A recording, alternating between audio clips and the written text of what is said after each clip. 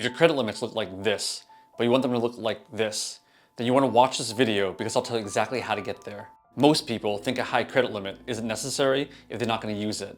They couldn't be more wrong. A massive credit limit is one of the best tools at your disposal, and financially savvy people have been taking advantage of this for years. Having a high credit limit lowers your utilization, skyrockets your credit score, and acts as a great plan B in case you ever need money fast. Today, I'll break this down to 5 levels, from the stupid easy update you can do in less than 30 seconds to the ninja option that moves credit around like a chess match.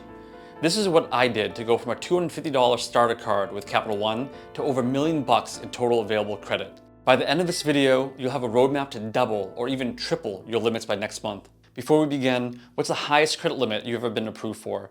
Leave your number in the comments below with the hashtag credit limit. Level 1 is the easiest win that 90% of people ignore. Currently, your bank probably thinks you still make what you did when you first applied for their card a few years ago. Banks have this internal rule that says they can only lend you a percentage of your income. If they think you make $50,000, they might cap you at $5,000. But if you had a raise, a new side hustle, or a bonus, and you haven't told them about any of that, you're leaving money on the table. Here's what you need to do to fix that right now. Log into your bank's mobile app and update your annual income. Most applications nowadays ask for a household income.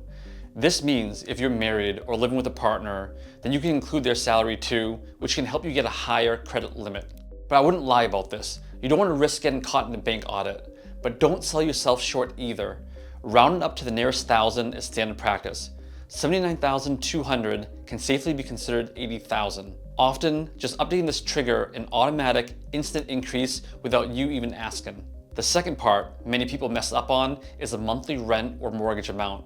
If your rent is $2,000 but you live with a roommate, only put your portion of the house in expenses. If you make $4,000 per month and pay $2,000 in rent, well, that doesn't look so great because you're spending half of your monthly income just to live. But a $4,000 income with a $1,000 in rent, that's much better. Some people see their limits increase automatically just by updating this info. But most people stop here and leave so much potential on the table by not taking advantage of level 2.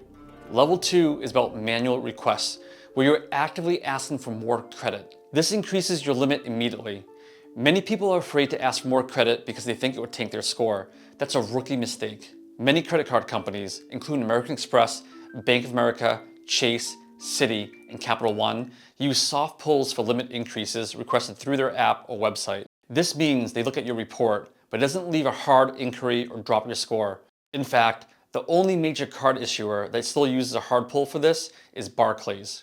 Generally, you should only ask once every 6 months for each card, and you should always request this online, not over the phone. The reason for this is the computer is objective. If you call, a human might trigger a manual review, and that will cause a hard pull. Aim high on this. If you have a $6,000 limit, don't ask for $8,000, ask for $18,000. The bank will either say yes or give a counter offer with a low amount like $10,000.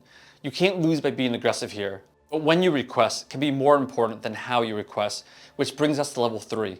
Level 3 is about timing. Request too early and it's immediate denial.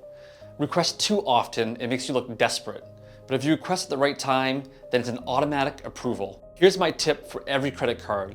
You should wait 3 statement cycles before asking for your first increase on a new card.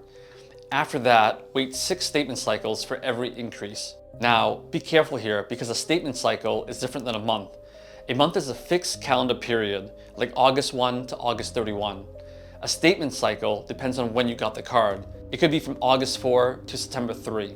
Check your credit card bill to find your exact dates. And then you can do what I did, which is to set a calendar reminder for every 6 months. The day it hits, I log into my Amex app and ask for 5 to 10K increase like clockwork. Do this over 2 years and that's an extra 20 to 40K in credit added to your name.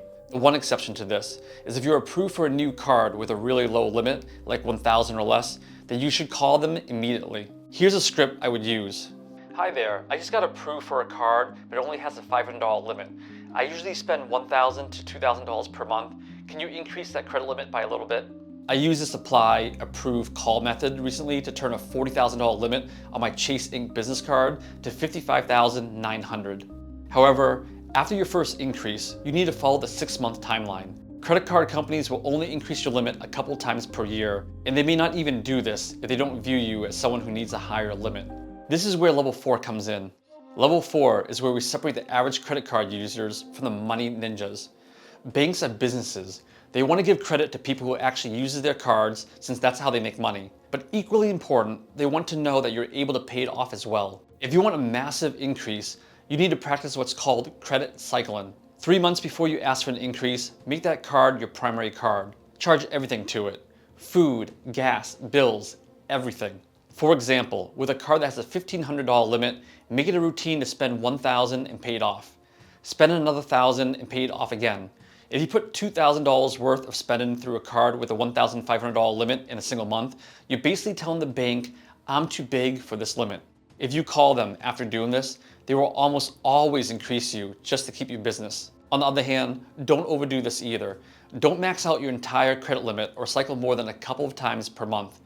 It can be flagged as risky behavior. Even if you pay off that balance, electronic ACH payments can be reversed up to 60 days later, increasing the bank's risk for large amounts of non-payment. Now, you can do everything I just said and still get denied for this one reason. For this, we need to use level 5.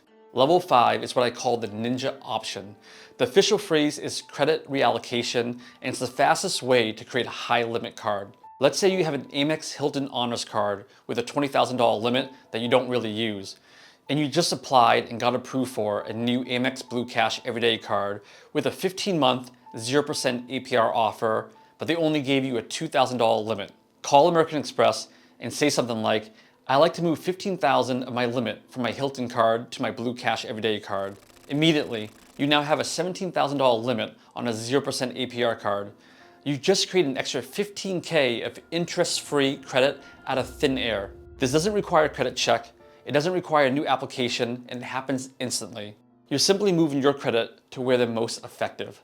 Keep in mind that this only works within the same bank.